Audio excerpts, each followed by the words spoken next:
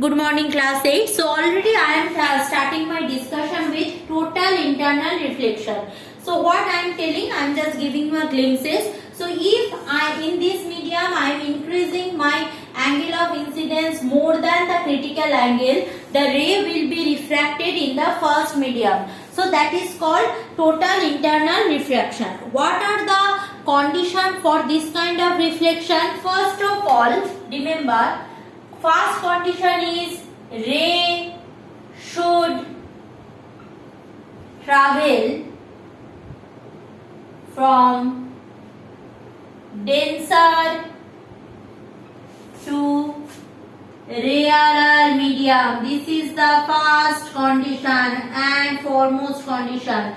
Ray should travel from denser to rarer medium. At the beginning, this is my first condition. And second condition is what? The angle of incidence. This angle. The angle of incidence should be more than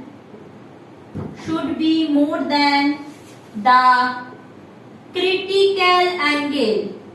Critical angle means what? That angle for which we are having a 90-degree refraction. So angle of incidence should be more than the critical angle of the two medium.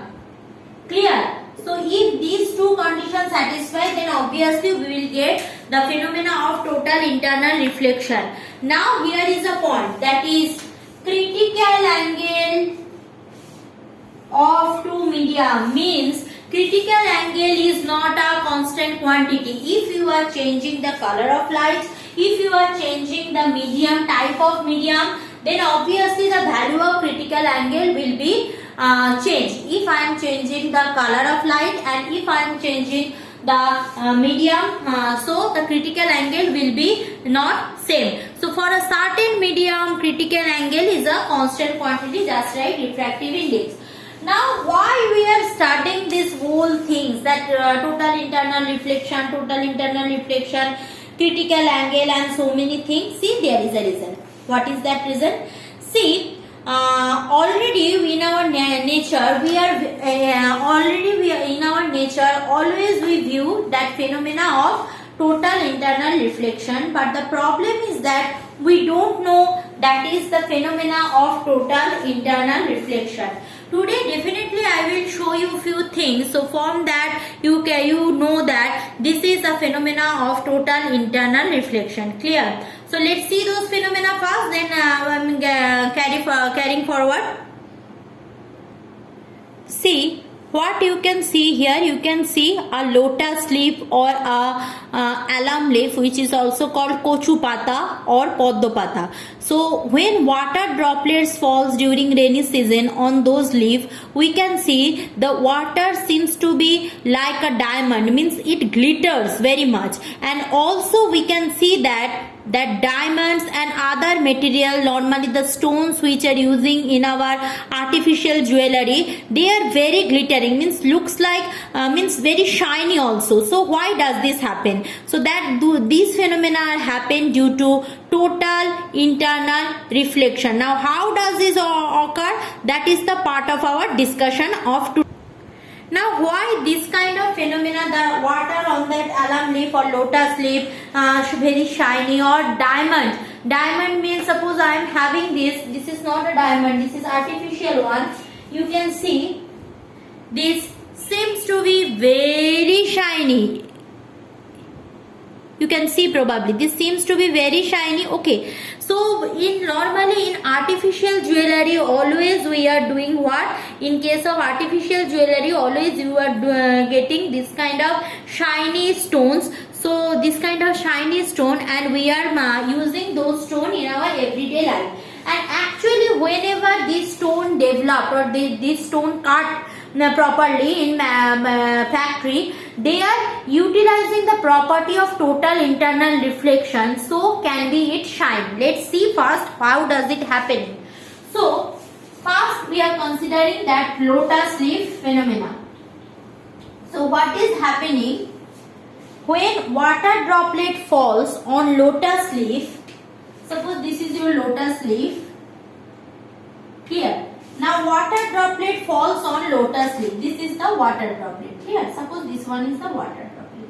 Now we know that water is denser than air. Clear? So when light ray first falls on here, so light ray in air, so from air sunlight enters here, done, entered, done. So I am drawing another diagram. So suppose this is your water droplet and sunlight falls like that. Now since it is a rarer medium, it is a denser medium, so this will move towards the normal.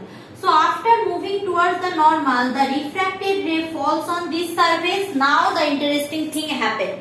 Now when this light, suppose this is number 1, serial number 1, this light wants to leave the water droplet. Right now this ray is suffering another refraction, because right now it is the R, this is D, means this is rarer medium, this is denser medium. So right now for the second medium, when light wants to leave the water droplet, it needs to move from denser to rarer medium, because this is water right now, this is air.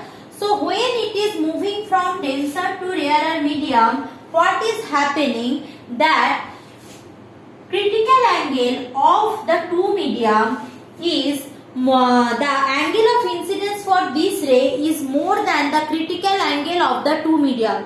So light ray can't penetrate the surface of water. It is again reflected back. Clear? Now coming to this surface, again light ray wants to leave, but again it will suffer another reflection. So it is moving like that, and continuously it will move within this water droplet, multiple reflection, various time, number of times it will, or the light rays are within that water droplet, specially called, it is a trap. So that's why that water droplet looks shiny. Just like diamond also, the diamonds also is cut like that. This is the structure of a diamond. So what is happening, when light ray first entered, okay, then moving like that, then it can't move and it can't penetrate from diamond to the air. It suffers multiple reflection within the diamond. So number of lights are trapping within the diamond and makes the diamond shiny. That's why the water droplet diamonds all look shiny due to total internal reflection. Clear? So this phenomena, when scientists first observed, they got the explanation from this phenomena of total internal reflection.